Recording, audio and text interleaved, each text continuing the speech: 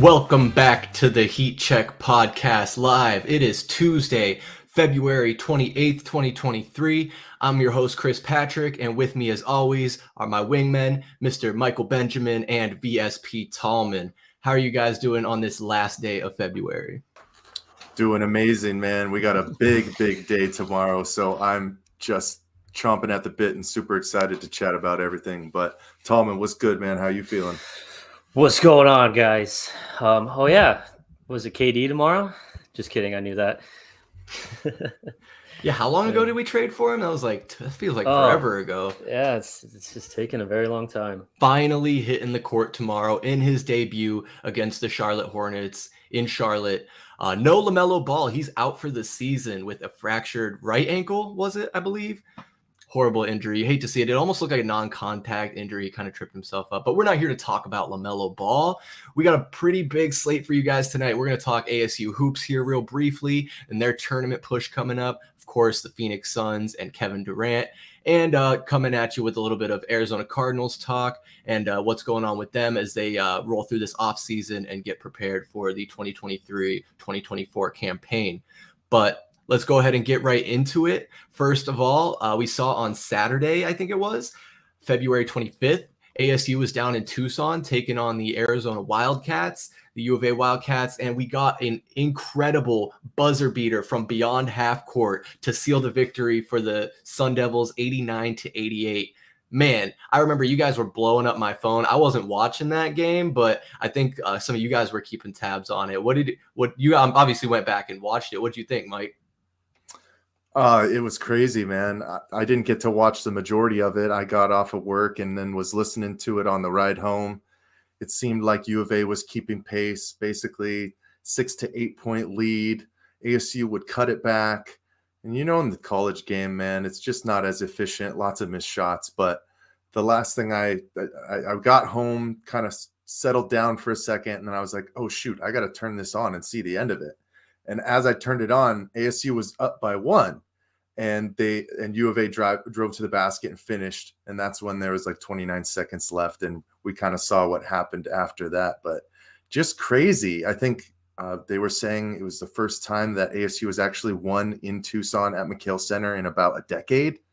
It's a good monkey to get off of your bat and hopefully gives this team some momentum trying to make a tournament push. So really cool to see. Even though I did go to U of A, I love the Valley. So we're going to give props when props is due.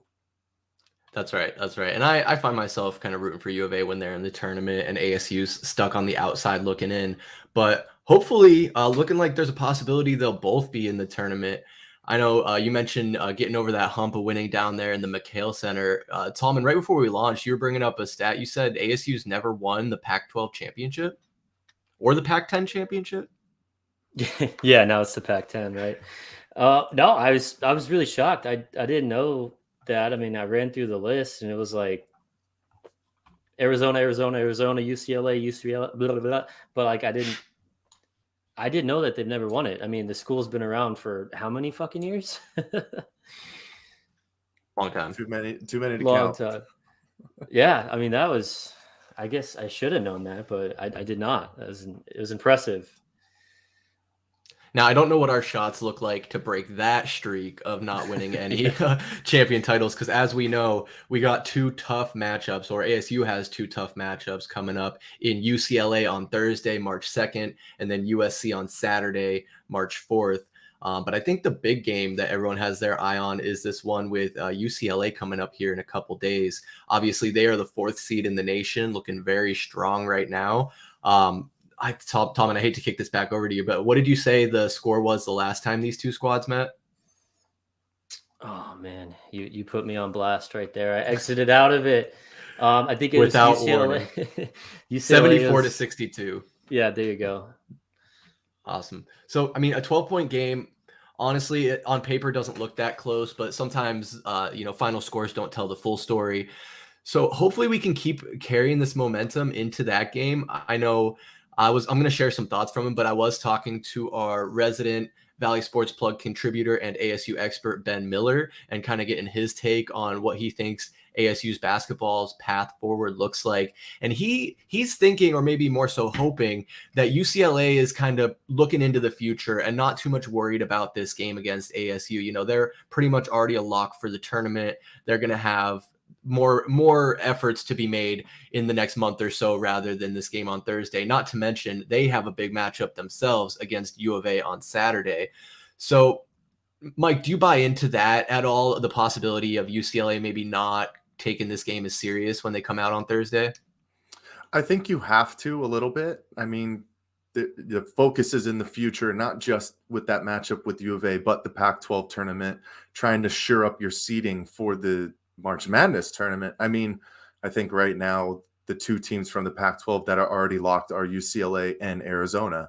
So you can see maybe the gas not being pushed as hard. And I mean, UCLA and Arizona State, yeah, they've been in the conference forever, but I don't think that they're the biggest of rivals. So it's not a game that they're going to sit down and lay dead for, but it's an opportunity that Arizona State has to get at least one of these wins. And if they can get it against UCLA with another quad one win, I mean, that just really shores up your opportunity. Because right now, I think Arizona State is on the last four out. So if you get another big high profile win within your tournament, maybe go and make some noise in the Pac-12 tournament as well. It gets hard to keep them off of the 64. So I hope so, man. If we can get as many Pac-12 representatives into the tournament, that's what we always want as far as a conference. So give those guys an opportunity. You never know. Yeah, most definitely. And for people who might not know, what does it mean to be the first four out when it comes to the tournament? So are you asking me this question? I mean, if You Tallman knows, he can Ben. chime right in. Is that like the turn before the bracket starts, before the pool of 72? It's like those play-in games. Is that what that means, or does that mean like you don't even make it to Selection Sunday? No, I don't think you would make it to those play-in games. You know, they have the first four in, which are basically the ones that would play in those play-in games. Which the seedings are always a little bit different. I think it's like 12 is one game, and then one game is for like the 15th seed in one side of the bracket. But it's all a combination of things, right? It's your quad one, quad two, just the amount of wins that you have. There's a points level basically that goes into how they're trying to seed these team schedules, because it's so hard. There's so many different conferences. There's so many different levels of play. They try their best. You know, I'd say it's probably a little bit better than what's going on with NCAA football, but you know, it's just hard to look at a team that if ASU could somehow just finish the season with under 9 losses or just finish with 9 losses, how can you keep them out? Because, you know, you're looking at a team that's 22-9 with some good high profile wins in that, and they started off the season strong as well too. So, you know, I'd reward higher profile conferences with teams to make it instead of giving some weird little school like McNeese State or something like that, you know, Yeah. a 13th seed over an ASU. You know, it just helps the conferences consolidate what they're trying to continue to build. Because the other thing that goes along with it is the Pac-12 is just trying to hold on for dear life with all these conferences eventually, you know, splitting up. And we already have 2 teams that are eventually leaving, I think, within the next couple of years as well. So if we can continue to be within that high profile notoriety, you know, hopefully some of these teams will want to stay within the Pac-12 or Pac-10 or eventually Pac-8. Who knows? So the more teams we can get it, the better. Yeah, absolutely. I mean, for as far as the brand goes for the Pac-12 and rebuilding or retaining that, I think it's very important. Cody, I want to ask you, when it comes to, of course, Selection Sunday and seeding this bracket, they're going to look at the whole season and the big picture. But I feel like a lot of it is also like, what have you done lately? From your seat, how much do you think the season end here is going to impact their chances of making it in, or do you think it will have an impact? Oh, it's going to have an incredible impact. I mean, Mike, like you said, if if they can have 9 losses, it's not going to happen, in my opinion. These last 2 games are going to be crucial. And man, I don't know about UCLA if they even have a chance against them, unfortunately, especially it's in LA as well. So I think their only chance is if we can pull off that USC win. That would give them a chance, I think, and they make some noise like we're talking about in the tournament, or the Pac-12 tournament. But I don't know. I mean, looking at the conference right now, they're 11-7 in the conference. So I mean, if they don't win one of these games, I think it's going to be tough. That they might come up short when it comes to Selection Sunday. But I don't know. UCLA is playing Arizona as well. So UCLA's last loss was against USC. So USC beats UCLA. Their loss before that, talking about UCLA's loss before they lost to USC. That's too many US's and whatnot. Sorry. But they lost to Arizona and then they lost to USC back to back. So we being ASU, just beat U of A. So maybe we can come in and keep that momentum. And it's a tough task. If I had to bet on it, I'm betting we're losing that UCLA game, and we have a chance of winning the USC game. But these last 2 games are absolutely crucial. I couldn't agree more. And I think a lot of people, that's probably the consensus, is that it's going to be a long shot for us to beat UCLA, right? But if we do lose to UCLA, then it just makes the USC game that much more important and in our chances of making it. So we're gonna keep tabs on that. We're gonna have to see.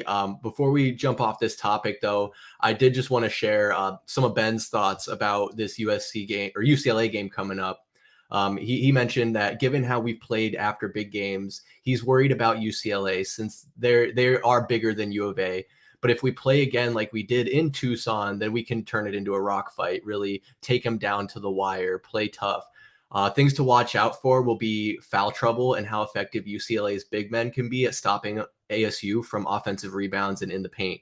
From what I did see watching back of that U of A game is ASU was in a zone on defense, but they were doing pretty good at grabbing boards. So I think as long as they're keeping pace and staying in the game, that's all you really want at the end of the day is them to have a chance. Right. And I liked his options that he basically gave as well to the possibility of making a tournament push. You have your best overall outcome. You sweep both LA schools. You win 1 or 2 games in the Pac-12 tournament. That basically kind of gives you 100% lock. He said, as long as you're not losing to like a Cal or Stanford, who has been kind of lower towards the end in the Pac-12 this year. Other option, you can split, but both of those games have to be close, or the one that you lose, it's got to be close. And obviously the preferential win is going to be against UCLA. That's a bigger quad win that you can add to your resume. And what was that? Third, if you lose both games, you'd basically have to either win the Pac-12 tournament or advance farther than, the last 3 schools that you played in the tournament, or you just get murdered and you end the year on a disappointing note. So we're not hoping for that one. Yeah, I got a few stats for you guys. So UCLA is undefeated at home, but good. U of A was 15-1 at home, and we came in and we won there. But UCLA hasn't lost, and then doesn't get better. USC is 14-1 at home. Oh boy. So, but hey, at least next year we don't have to worry about this. As Good in, point. both those schools will be gone. So. Yeah, is that a good thing though? Is that good? No, not for the league over or the conference. Not for the conference overall. Yeah. But basketball, looking at this, I mean, it'll be a lot easier for this ASU basketball team next year. So the landscape is definitely changing. It's going to be very interesting, but believe that we're going to be keeping tabs on this. I'm sure we'll have Ben on over the next month or so as we move into March and all the madness that ensues there. But I don't want to bury the lead, guys. We got some big news to talk about. Like we said in the beginning, Kevin Durant making his debut with the Suns tomorrow in Charlotte. Booker's been struggling a little bit. He's 3 of 18 in his last 3 games. That's 16.7%. Not doing so hot. We dropped that last game against the Bucks when it really looked like we should have won it. Mike, what are you hoping to see from KD tomorrow in his debut? Obviously, he's going to be on a minutes restriction, so I wouldn't be surprised if we see maybe 22 to 25 minutes out of KD, especially with the opponent that we're playing in the Charlotte Hornets. They've just lost their best player, so they're going to be in panic mode, just trying to figure out how to fill the lineup for the rest of the year. I mean, at least for their sake, they're at the very bottom of the Eastern Conference, probably pining for a number 1 overall pick this year. So they're going to be in tank mode. But you're looking to see how fast these guys can fit together on the floor in regards to spacing, understanding, to give up those options where, there's just so many high profile scorers on this team. You don't have to force things. You can always look for the best option. And sometimes that best option is going to be KD at the free throw line extended, just going up over guys where it would be the hardest possible shot that, me and Chris could possibly even imagine trying to make. But, it's going to be a short sample size to start. You want to get him in. You don't want to overextend him because, like we said, it's all about being healthy for the playoffs and this eventual playoff run that this team is going to have.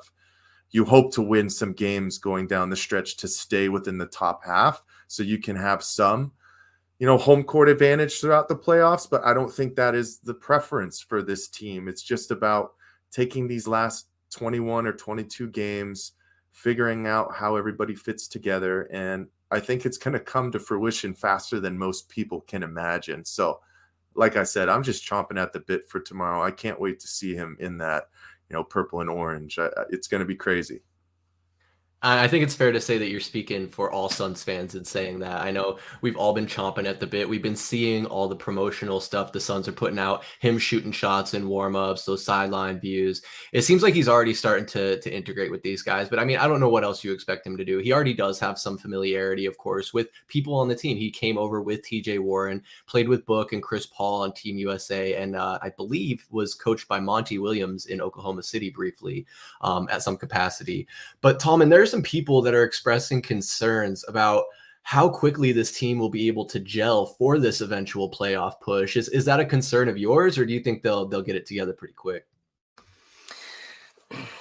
It's a little concerning for me, but I don't know. It's because I remember hearing someone say, it's because sometimes the super team doesn't always work, right? Oh, you guys look great on paper, but they don't mesh well. Like you said, they don't gel well. But I don't know. Someone was saying, I mean, you got three main guys on the team that just love the game of basketball. And Kevin Durant is one of them. Chris Paul is one of them. D-Book's one of them. They just love playing ball, So I think that's going to be a big part of it when they all come together. I mean, and then you saw how Durant fit in Golden State. I think he can play anywhere. But there's always that little concern of, how much time have they actually been able to, play together and practice together and all that. I mean, there's going to be a little bit of unfamiliarity with that, but I'm not worried. I'm not super worried about it. I think we might see a little bit of rust, him coming off that injury, but he's going to take so much pressure off of Devin Booker and Chris Paul that eventually it's going to come together well. And I don't think it's going to take the rest of the season to do that. I think they'll make a push. I think they'll figure it out. But again, I think he just fits in everywhere he goes. So I don't think he's going to hold us back because he's never played with them before. But shit, I wish his debut in that jersey was at home. That would be so cool. But hey, it's crazy. I'm with you, man. It still hasn't settled in. Like, Kevin Durant is a Sun, and I've been saying I'm really not going to believe it until I see him step out on the court, and that's about to happen. So I agree with your sentiment there and what Ian just said. KD is a plug and play. I think there is plenty of time left in this season where they'll be able to get it together. I think my only concern, though, is how injury prone our big three guys are here, and you can even throw DA into that mix. And maybe injury prone isn't fair, but having the these guys have been in and out of the lineup. So when it comes down to building that chemistry and it's not so much will they be able to gel as will they be able to get enough reps together and build that camaraderie in the amount of time. But I'm with you. I think it's going to be just fine, and they'll be able to make a deep playoff run with this squad. I know a lot of people are quick to point out, well, Harden, Kyrie, and KD were all on the Nets, and they had over a season to do it. But really, when you look at how many games, what was it, like 17 or 20 so games that they played together, they really didn't play that much. So it's all going to come down to how many reps they can get and what they can do here with this last bit of season. I do want to talk a little bit more about that chemistry and the rotation now that we have a lot of talent on the roster. We added Terrence Ross. We added TJ Warren. TJ Warren and Darius Baisley. I forgot we even traded for Darius. He hasn't sniffed the court since we got him. So part of me wonders like why James Jones made that move if we're just not even going to play him, or if he even consulted Monty. But that's something entirely else to get into. And I guess honestly we could get into that now, Mike. I kind of want to ask you, like, what do you think about Monty Williams and his rotation so far, kind of sticking with his guys, as he's said in press conferences? Right. Like you just said, the one thing we know about Monty is he loves his guys. I think we were talking about the other day, one of his guys is Ish Wainwright. That's why we saw him get his 2-year deal. One of his other guys that used to be one of his favorites that we wondered in key times in the playoffs, he was getting an extended amount of time and just was kind of a head scratcher, was Abdul Nader. But I think the move for Darius Baisley in regards to letting go of Dario Saric was more so a possible move for the future, not really right now. I mean, with adding Kevin Durant and these bench players, there just wasn't going to be a lot of floor time for Dario, and he was coming down towards the end of his contract anyways. So if you can bring in, a 6'9" guy like Baisley who can handle the ball, who can shoot a little bit, and is super young. I think he's still like 22, 23 years old. He has a lot to learn in the NBA game, so he's just not ready to contribute for a team like this that's ready to make a title push. In regards to TJ Warren, I think we're still kind of in the mix of trying to figure out, that floor time in regards to what KD coming onto the floor looks like, and then how you kind of bolster that second unit, because now you're talking about, well, if you're going to go with Josh Okogie in the starting lineup, you're moving Torrey Craig back to that second lineup, who is going to take minutes from TJ Warren. And Torrey Craig has become a Monty guy at this point. So for my sake, I'm okay if they don't do anything with Darius Baisley. I know there were talks about possibly bringing on another addition. And if that were the case, Baisley might be the one that had to be cut. So that could have been something that they kept in mind, but they ended up signing Ish Wainwright to that 2-year deal. I know there's still been a lot of talks about possibly Derrick Rose signing to this team, but I think there's still a roster spot open. So they basically kind of solidified those two-way guys and what's going on with that. But I'm really still wondering in regards to what's happening with TJ Warren. I know that he can bring a scoring punch off the bench, but I think that's what Monty is seeing with Terrence Ross in the amount of minutes that he's getting as well. Like, all of that scoring punch that you need from that second unit is coming from Terrence Ross. So I don't know if you need to have both of them on the floor, because there is a little bit of a lax in the defensive department when it comes from both of those guys. So if you have two of just scorers on the floor, but you can't guard, you better be making every shot to keep pace with your starting lineup. But the last thing I'll say is I think it's going to be a seamless transition, basically just like Ian said, 10 games. I'd be surprised if it takes that long.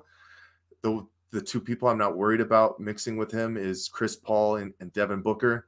The one that I still kind of have some thoughts about and wonder how his energy is going to, be a changed or adjusted from adding Kevin Durant is obviously DeAndre Ayton. But I also think he has the most to gain, because he's going to be probably the one that the least amount of attraction is going to be going to him. You can space Kevin Durant and him on the blocks. DeAndre Ayton has become a great free throw line extended shooter. You can count that money every single day, it seems like, and he's one of the most efficient big men in the game. So he has the most to benefit in regards to having mismatches. It's just going to come down to this team making sure they still utilize him and understand that he's a force to be reckoned with, and he can help us go a long way.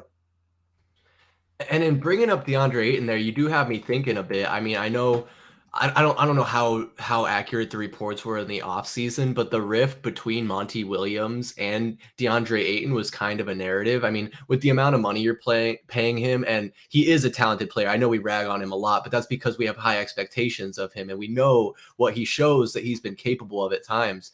It's just there's always frustrating things with DeAndre. And I mean, in that last game Sunday against the Bucks, we were all kind of watching that together. And one stat that really stood out to me was at the end of the third quarter, DeAndre Ayton only had 5 rebounds.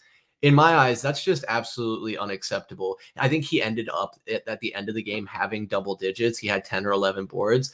But why are you waiting until the fourth quarter to start pulling in these rebounds? It just, I get it. I get it. The ball might bounce a little bit weird, but DA's got to continue to put the pedal to the metal and be aggressive. And with having fewer looks, potentially, he's really got to pick his spots and make sure that he's taking full advantage.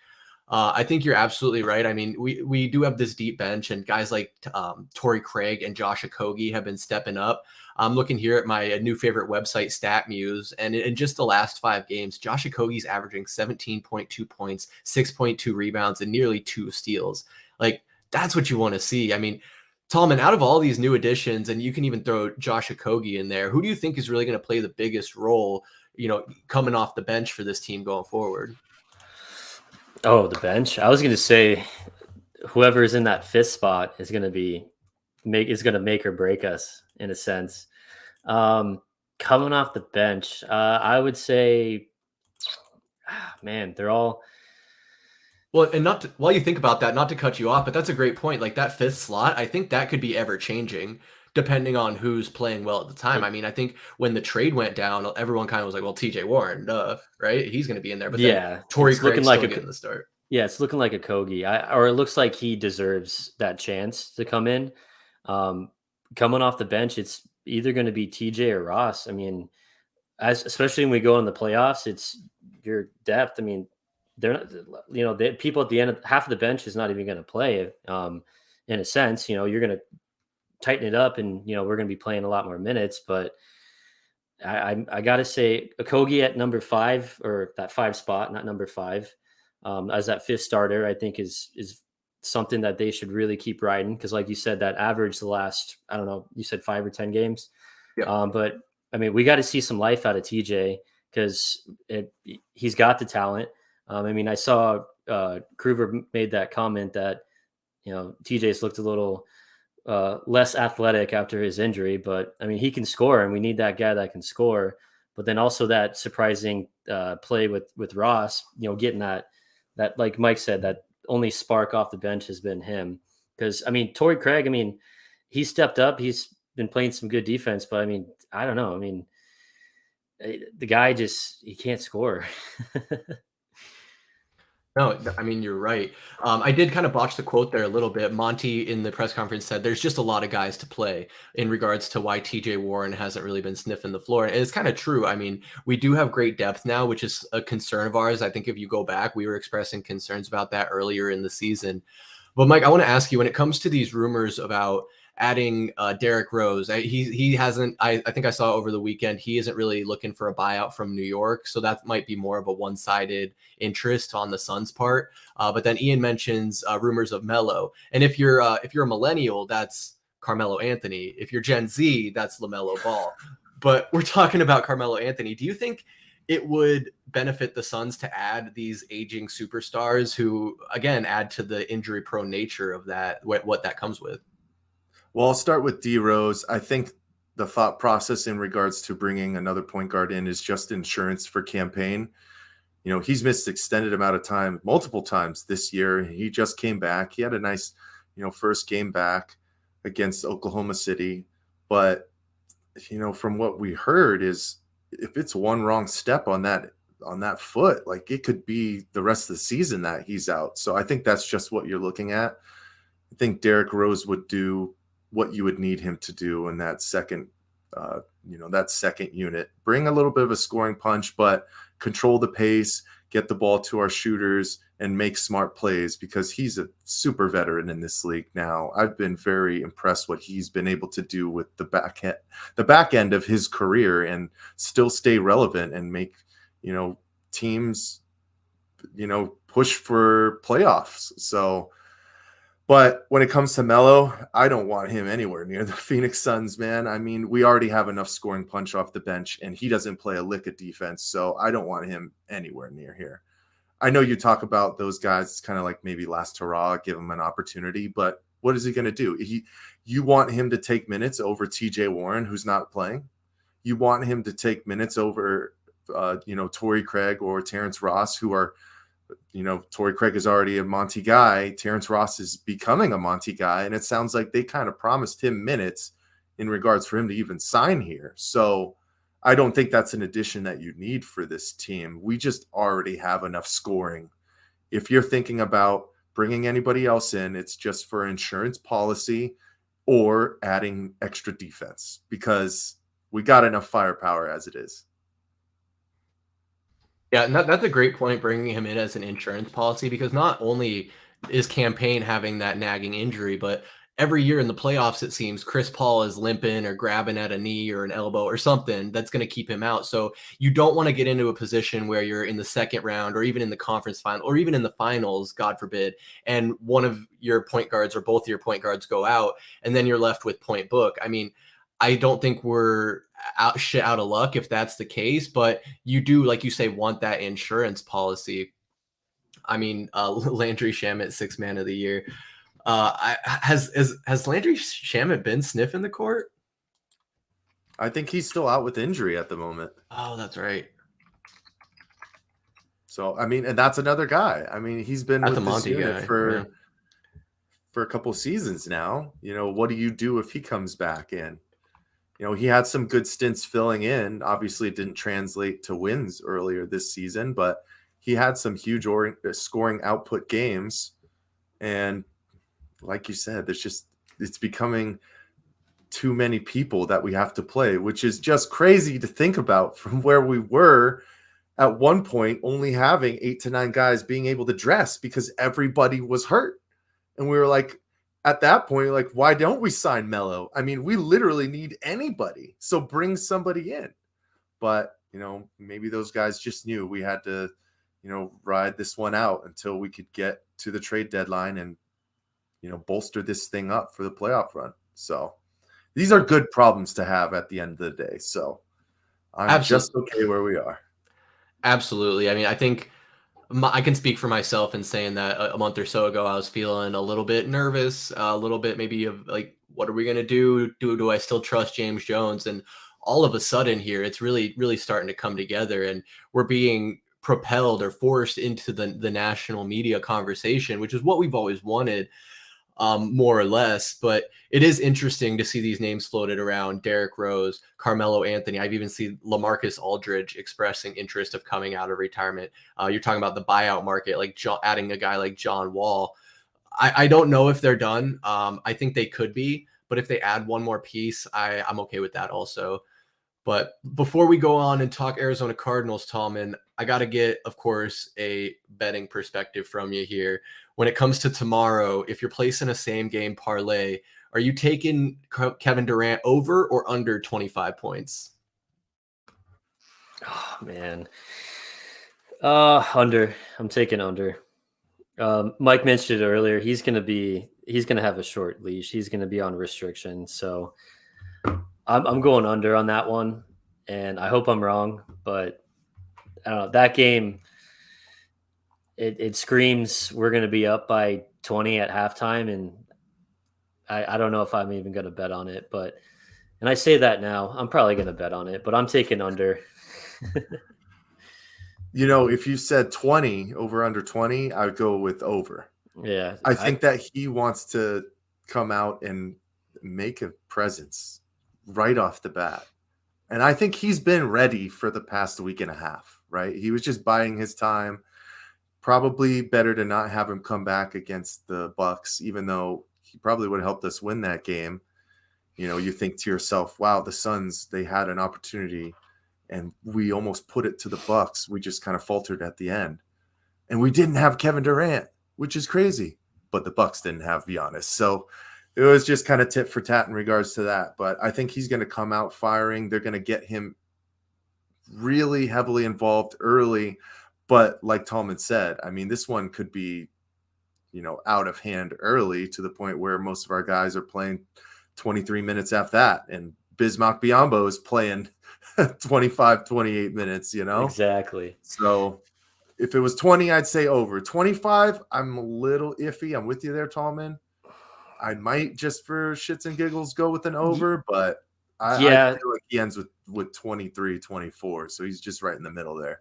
exactly. And then Booker needs his 25, and then is Aiton going to get his 16, 17, 18? I mean, I'm curious to see, flirt with 35. Come on, Kruger. I'm curious to see, that kind of, I don't know, that the ball distribution and how they're going to share the ball. And I mean, it's going to be, Booker's going to have 35 one game. KD will have 25, and they'll flip flop, but I'm curious to see how it comes out. And I lied. I'm going to bet on it. Got to. Yeah. How do you not on the first one? I've been waiting for this. Right. No, absolutely. But expectations wise, I mean, I think I see it kind of going both ways, right? Because you're worried about the minutes restriction, but also you want to have a good debut, not only for the Suns fans, but for the Suns in general, get that boost, feed the beast. I mean, we all know what Kevin Durant is capable of. I just can't wait till hopefully we start seeing some 20-20-20 games. And I'm talking Book 20 plus, Durant 20 plus, Ayton 20 plus, and Chris Paul having 20 assists. So maybe that's a quad 20, but the 20 assists might be a pie in the sky. But either way, I'm gonna tune into that game tomorrow. I'm gonna be watching that.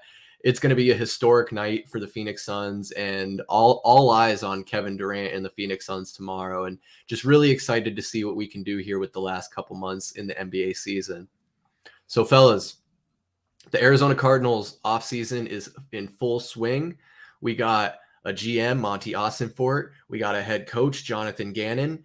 Now we have an offensive coordinator, Drew Petzing, and the defensive coordinator is Nick Rallis.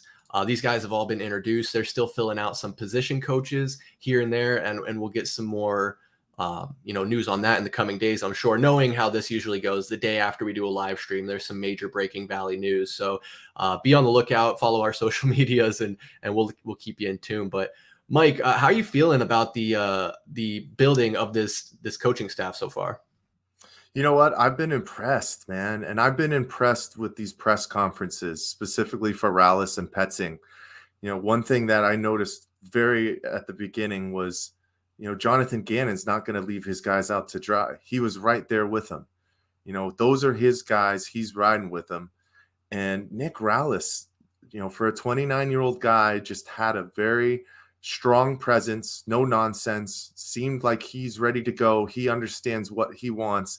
And there was still kind of like a friendly back and forth tiff between both of them.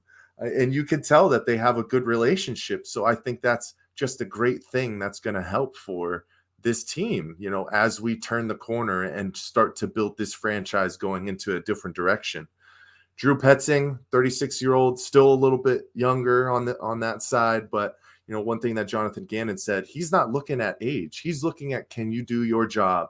Are you fit to what we're trying to build here? And do you want to be a Cardinal? Do you want to be a Cardinal, man?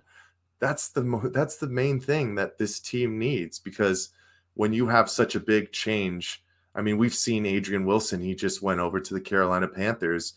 There's going to be a completely different culture here. So if you have a strong leader who's ready to go to bat for his guys already, I'm excited. So, once again, we can talk about expectations. They're not very high, but to start and what we're seeing at least being projected to us, I'm excited for that. So. I have to agree. I mean, I know on here myself, we were pretty hard on the hiring and kind of poking fun at these guys, but I've honestly been really impressed with Jonathan Gannon. He presents a clear message, a clear plan, and really communicates very well. And like you said, he didn't hire these guys because he wants to build a young staff. He hired them because they want to be here. And I watched that entire press conference with Rallis, and it just seems like they already have a really good chemistry. Clearly, they've obviously worked together. And I think that's really going to help in building this out. And I'm going to emphasize again, these guys wanting to be here is huge. Tallman, I mean, I want to get your takes on this. We obviously have started to see some more on the Michael Bidwell show. I mean, Cardinals flight plan and these, and kind of what is your opinion right now of Jonathan Gannon and this coaching staff? Okay, so I was really hard on it as well. Making the jokes of who's gonna buy them all beer because none of them are old enough. Um, I'm kind of with you guys. I mean, you can't knock it until you see how it transpires at the end and the start of the season.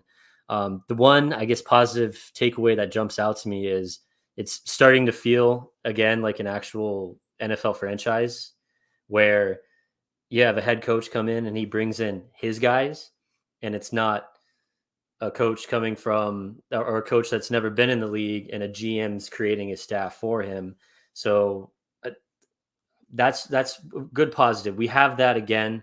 I mean, we lost that big time when BA left. BA came in and he brought in his guys. So Gannon's coming in, he's bringing in his guys, people that he's got that connection with, that relationship with, people that maybe will come together as an actual team, and we'll be able to put something good together on the field.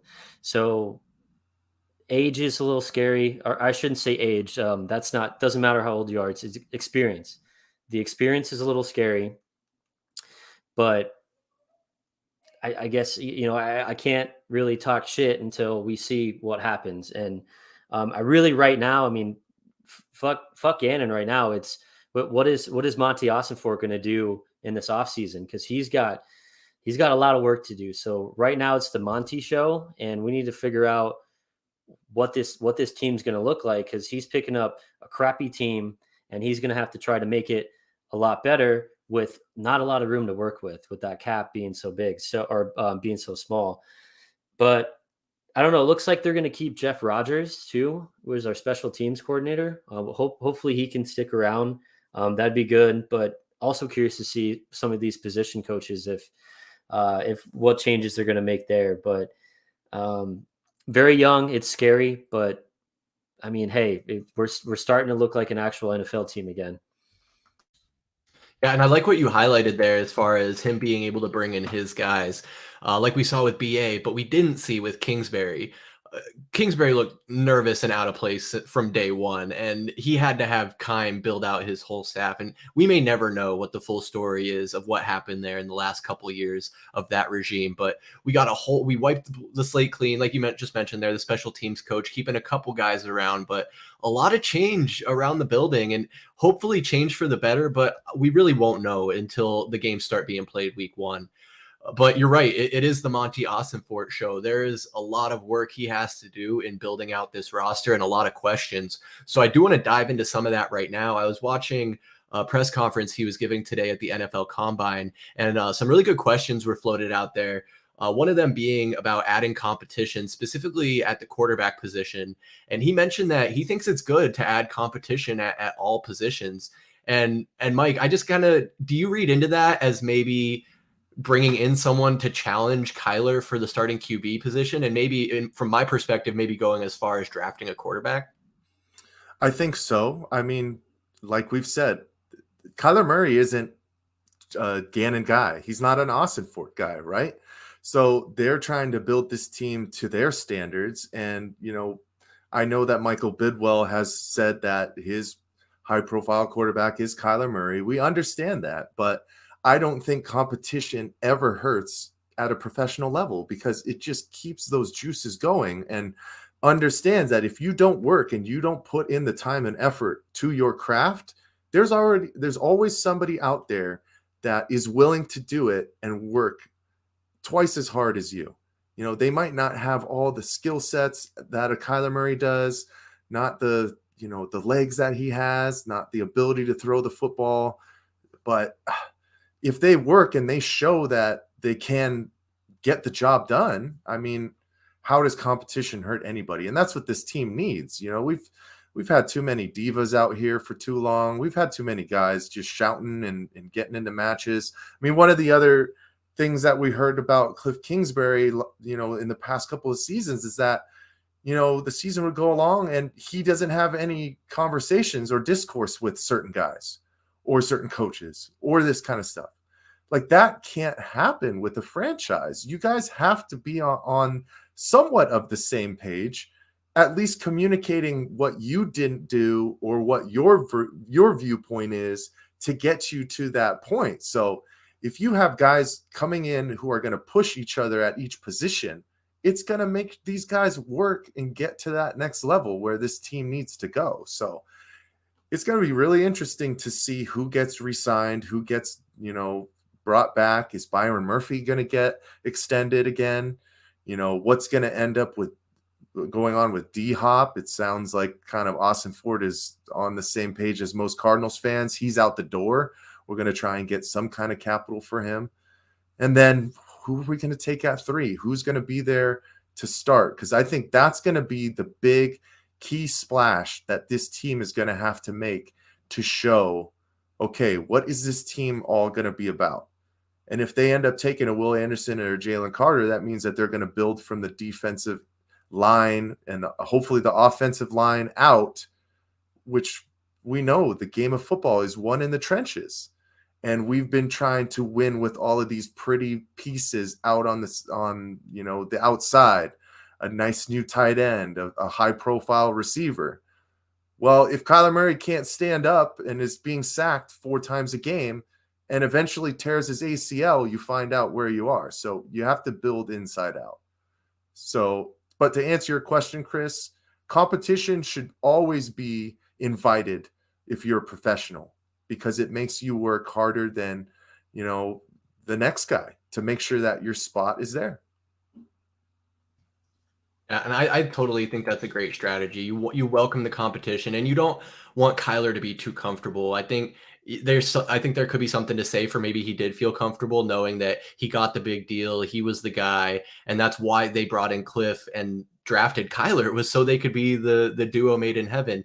I mean, I think you bring up a great point where Kyler isn't a Gannon guy, but at the same time, he did say that he probably wouldn't have taken this job if Kyler wasn't here. And I know you can say it's all talk, but he did say to Kyler's face, I think the quote was something like, "Not every head coaching vacancy has a franchise quarterback." So there's at least part of him that believes that Kyler is the guy. But outside of the draft, Tallman, when it comes to adding more depth at the quarterback position and some of the names out in free agency, I was seeing today that Marcus Mariota's free agency, you got Carson Wentz, Baker Mayfield, some of those bigger names. Do any of those guys kind of pique your interest, or what are you looking at for that position? Oh yeah, you guys want Carson made of glass Wentz? That'd be good, right? Was he in Philly at the same time as Gannon? No, he wasn't. Oh, okay. No, again. Did you see Ron Rivera came out and said, "Hey, he did the best he could"? Oh man, that's kind of a low blow, dude. If you ask me, that really is. No Wentz. I think his best days are behind him. I think he's going forward as he's just going to be a backup and collect a paycheck. Someone I'd be kind of interested in seeing is a Baker Mayfield. I think he put a little spark into that Rams team that really had nothing to play for last season. But I mean, it doesn't matter who it is. I don't think they're going to make that splash edition. And by splash edition, I mean, one of those notable names that we're seeing float around that could come in and could be competitive. I don't picture them doing it. They're going to go the boring route and be like, "Oh, David Blau is our guy," or Colt McCoy's, it's going to be, I'm just envisioning that. But I'm so stuck in this Steve Keim era of just dog shit management of this team that's just what I expect. Would that be awesome? We bring in a Mayfield, and I know he's not the best, but we need somebody to come in. Mayfield would be great if we can somehow find a way to pay Jacoby Brissett, the money that he'd want. That would be incredible, because right now, if we don't make that signing, we're taking this season and we're throwing it in the trash can. And you know how man, how demoralizing that is to this entire fan base. All those people that have to pay more money for season tickets. I mean, who's going to want to go watch this football team play at all next season if they don't at least try to do something at that position? Because McCoy's not the answer. David Blau's not the answer. And even then, the best thing you said about Kyler Murray was he's not a Gannon guy. He's not an Austin Ford guy. Neither is McCoy. Neither is fuck David Blau, but neither is Colt McCoy. So I'm picking Baker Mayfield. It's probably unpopular, but that's going to be my choice. What about Brett Hundley after an eventual 2-8 finish in the XFL with the Vipers? Would you like to bring him back? Dude, I'd rather see Robbie Anderson play quarterback. I mean chosen Anderson, because he had to change his name because yes. He's really good. He's really good. He chosen to not catch any passes last season, but but I mean, I like the Mayfield idea for sure, because when you're talking about those guys, that's kind of maybe second or third string, not a guy that's going to challenge Kyler for the starting role, but a guy who could fill in when he inevitably misses a few games. I mean, Kyler, he started out well. His first 2 seasons did play 16 full games, but in 2021, only 14 games. And of course, last season, only 11 games, where it was plug and play at the quarterback position. It kind of seemed like, especially once Colt got banged up. So I like that. I like that Mayfield idea. I do also, I kind of was going back and forth with Wentz today, but I agree. It could kind of be like a Sam Bradford 2.0 if we brought him in, where high expectations and then low value. I mean, he has done absolutely nothing since he left Philly, and really unimpressive. Last guy you mentioned there that I want to touch on is Jacoby Brissett. I think if you can make that splash, that could be a great guy who not only would be a great fill-in, but honestly, not necessarily challenge Kyler Murray for the starting position, but maybe be breathing down the neck of Kyler Murray a little bit, where he's looking over his shoulder. One thing I will say from what I've seen is it seems like Kyler Murray is attacking his rehab really hard. I know a lot of people, myself included, criticize Kyler for his work ethic, citing his video game and Warzone playing. Mike sent me a pretty funny TikTok the other day where it was one of those deep fake voice videos of, I think it was Kyler Murray, Patrick Mahomes, and Tom Brady playing Warzone together. Those things are a little spooky, but they're fun. But Kyler, no, back to my point though, he is working hard and he's doing the rehab. Mike, what do you think the chances are of him being ready to go week 1, or should they even bank on that? No, there's no chance for week 1. I don't think they should be forcing him back that early either. If he is ahead of schedule and he can get back week 4, week 5, that's great. But if he doesn't get back till week 8, I mean, you're still talking about a guy that you paid $258 million. You have to protect that asset, and you don't want to force him back, especially with still the unknowns. So maybe if we go into training camp and we're looking at this roster and it looks like we might be able to compete for the NFC West, well, maybe if he has those, competitive juices going, he'll want to get back earlier. But if not, and it's looking like we're going to be middle of the road towards the end, if he doesn't come back till week 8, that's fine. But you also don't want to put yourself in a position where if you just roll out Colt McCoy again, a guy who was getting injured after every single game that he played last year, who will probably eventually get hurt again, then you'll have to turn to your backup in week 3, week 4, still waiting for Kyler Murray. The last thing you want to be doing is going into week 9, 2-6, 1-7 with Kyler Murray coming back. Because, it helps to get more tape on him. He's, working through his kinks. He's getting out of his injury. But that's a lost season. You have no chance to make a playoff push, even though the numbers won't say it. We were talking about last year when we were 3-5, and we're like, it's over. And what happened? It was freaking over before we even knew it. So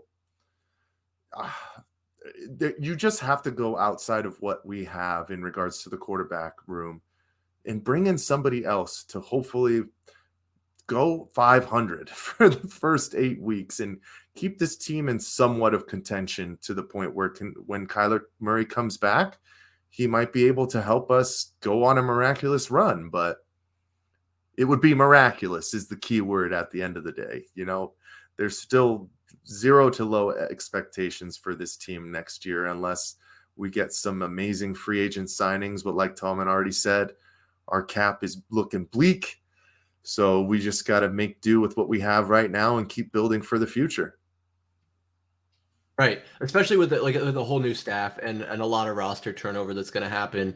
I think VSP. I think I can speak for us when I can say that our expectation is that we at least win 2 home games this season, and that would be a great starting point. But you're right, you do need that stopgap guy, someone who can keep the ship afloat until Kyler Murray can get back. And I would much rather they take the care they need to make sure Kyler's 100% before they bring him back and not really force him coming back week 1. Of course, we don't know what the schedule is going to look like yet. But it's the NFL, man. Any given Sunday, all these teams are competitive. All I know is that we'll be out in Pittsburgh when the Cardinals play them, whenever that is. So mark your calendars for that. Yes, sir, God willing. I might have to get one of those split jerseys where it's like Cardinals on one side, Steelers on the other side. We'll have to cross that bridge when we get to it. Oh God. Like Kelsey's You mom. could get a split James Conner jersey. That would work perfect, right? There you go. Oh, geez. Well, Tallman, I want to ask you this. So we're talking about a lot about the quarterback position, but there are other needs on this roster and other ways that we can bolster both our offensive and defensive side of the ball. Seeing a report here that kind of sparked my interest that the Buccaneers are reportedly set to release running back Leonard Fournette on March 15th. What would you think about playoff Lenny coming to the Valley? Oh, I did see that. I didn't think we'd be talking about it though. Why not? I don't know, man. He had end of last season, he showed he's got barely anything left in the tank, man. I mean, the season before that, he had their Super Bowl run, he was solid, but last season he just fell apart. I think I drafted him in like the 2nd round of our fantasy league, which was a fucking mistake. You did draft a lot of running backs, though. Okay, all right. I was about to say, Tallman, your entire team was kind of a mistake. So I don't know where you're coming from. Hey, I got 5th place, man. Don't forget that. Okay, I started like 0-8 out of how many teams? 8. Yeah, but do you remember how I started the season? Get that out of here. Oh, I'm glad you're keeping it warm. Yeah, look at that. No, I don't think he's. I mean, it sounds sexy, right? But just another washed up person that you just don't have. I mean, a 3rd or 4th or 5th round pick could do the same job as him. So I don't think he's worth any money to bring him on. Okay, well, Mike, do you agree with that though? Like a young guy fresh out of college is just going to be just as good, or is there something to be said for Fournette's experience? You always do like experience, but I think specifically in regards to Fournette, I still see a lot of him in James Conner. He's kind of a bruising back. He'll run up the middle. He'll have his fair share of carries. You don't need to spell him with that. The person that you need to spell James Conner with is a little bit more of a speedster. Get him out on the outside or pass catching back. I know Leonard Fournette did a lot of pass catching with Tom Brady, but he's kind of at the end, like you said. But I think we're at that point too, in regards to what we did see with, you could speak specifically to the defensive side of the ball in regards to with what Vance Joseph would do when Isaiah Simmons and Zaven Collins first came in here. He didn't allow them to get their lumps out. He was still sticking with, oh my goodness, who was the linebacker that ended up going to the Vikings, who was starting over Isaiah Simmons when he first started. Oh, you got to help me out here. Oh, the dude we got from Philly. What's his name? Yes. Oh, man. Dude, how are we? But anyways, so he was sticking with these. Jordan Hicks. Yes, there you go. All right, we figured it out. Teamwork. I knew the first name. All right. Fine journalism at work right there. But that's what Vance Joseph was doing, where he wasn't giving the opportunity to these young guys to go through their lumps, get more tape out so they could study themselves and come back the next year when we really needed them. Zaven Collins did have somewhat of a breakout year last year, but Isaiah Simmons is still trying to figure out what the hell he's going to be in this league because he's been thrown all over the place and you don't give him any kind of consistency to build up his repertoire with what he works on. So this team is going to be so fresh, so grass-rooted, where there's going to be a lot of new guys who are playing. And I hope that these coaches give opportunities to these young cats and just get him out there and playing. Like, it can't be a situation where Isaiah Simmons is a top 10 pick and he's playing 10% of the snaps. Like, if we draft Will Anderson, he's got to be a 3-down guy right away.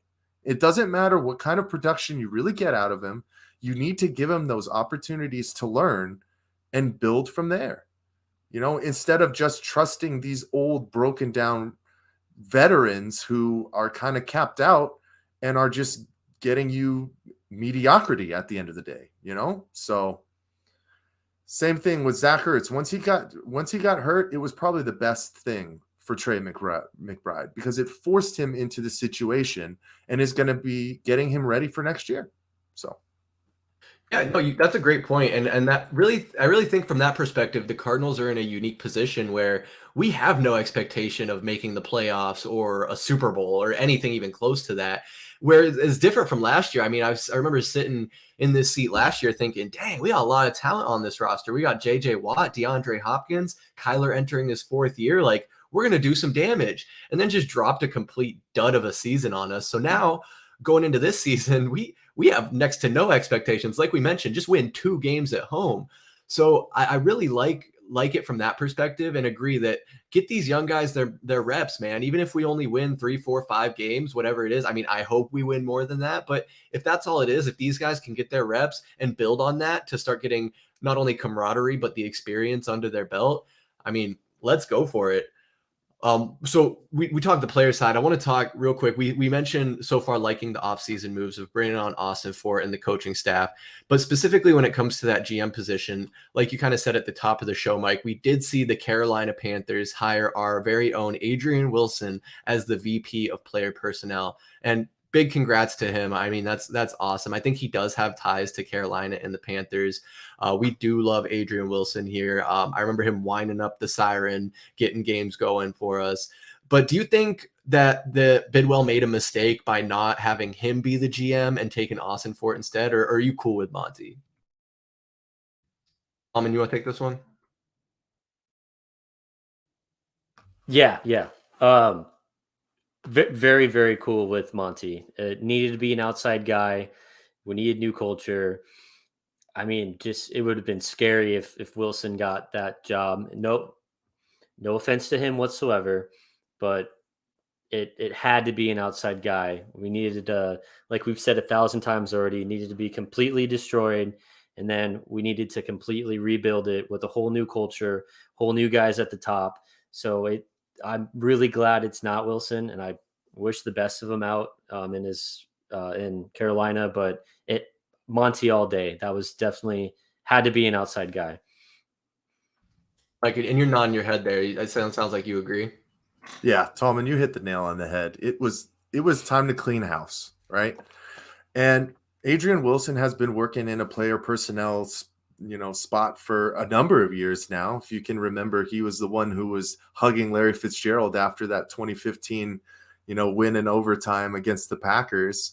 And he was the one who was running down the field when Byron Murphy scooped that fumble forced by Isaiah Simmons against the Raiders this season. So he's a Cardinals guy through and through. He's a Ring of Honor member, I believe, already. If not, he definitely will be. He's a guy who went through the very, very high, or the very, very lows and the very, very highs with the Super Bowl with this team.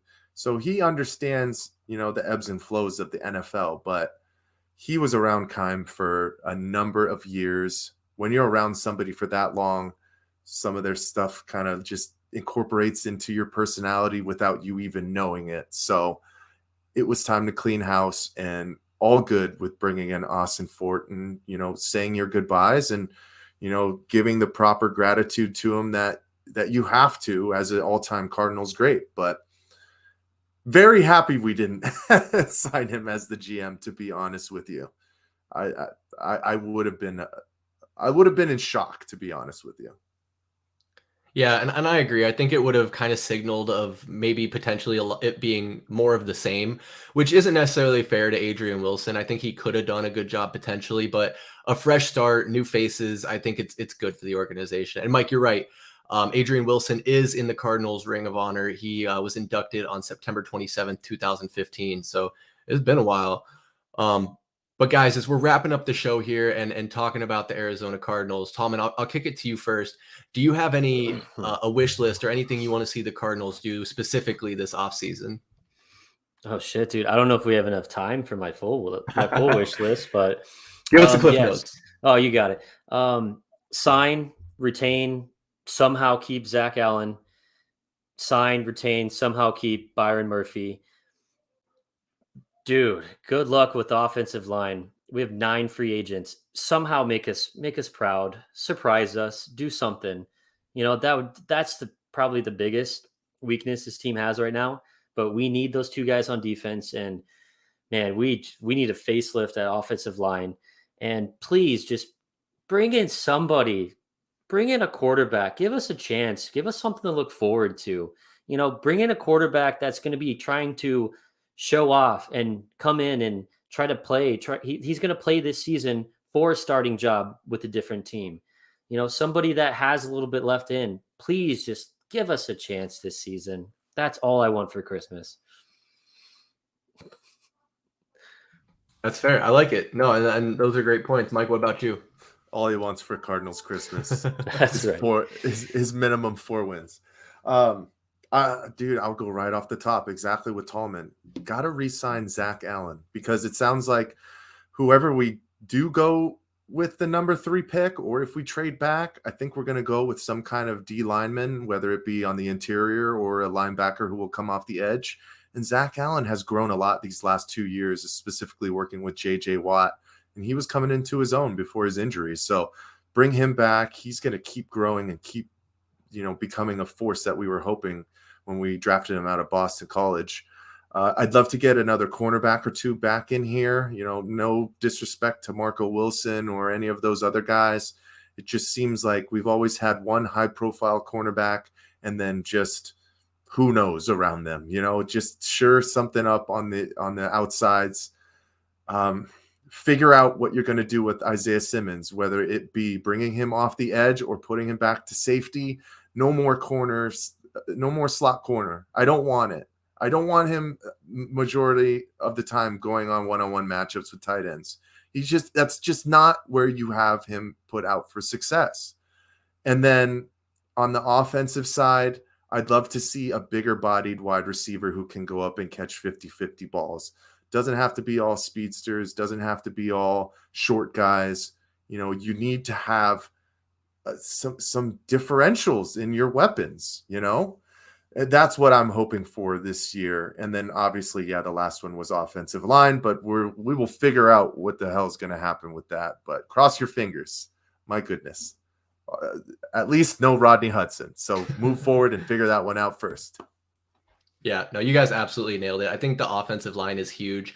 Outside of everything you guys said, which I totally agree with, I think for me, I want to see them, Monty specifically, don't screw up this draft. Whether you're going to trade down, take a quarterback, whatever you end up doing, make sure that you make the right decision, take the best guys. And like I was saying there a bit ago, even if you're drafting these guys, draft guys that are going to play now. Get the best player available, and let's start building a team that can be competitive a few years down the line, because there's no expectation of us making the playoffs this year. So this is where we get better. So for me, it's don't screw up the draft, and we'll just have to wait and see. But you guys, best believe we're going to be keeping tabs on this. We're going to keep coming at you with more and more content, at least one live stream every week. We're getting more clips up every day. Next week, we got another Suns recap coming at you. So make sure you're following us at AZ_VSP, Instagram, Twitter, and TikTok. And of course, Valley Sports Plug on YouTube and Facebook. Tallman, Michael Benjamin, did you guys have anything else you want to say to the people? Yeah, man. I think the only thing is KD, here we come. That time is here. And reminder for the people, the game is at 5:00 tomorrow. So make sure that you put a calendar reminder. It's a little bit early, so most of you might be hitting the punch out at work, then turn on the TV and watch KD. Let's go, baby. Right, that East Coast slate, Tallman. Yep, just same with Mike. Let's go 35. All eyes on the Suns and Kevin Durant tomorrow. Man, I can't wait, but we'll be talking about that next time, you better believe. So make sure you tune in. But for Michael Benjamin, for VSP Tallman, I am Chris Patrick. And of course, we'll see you next time. Peace.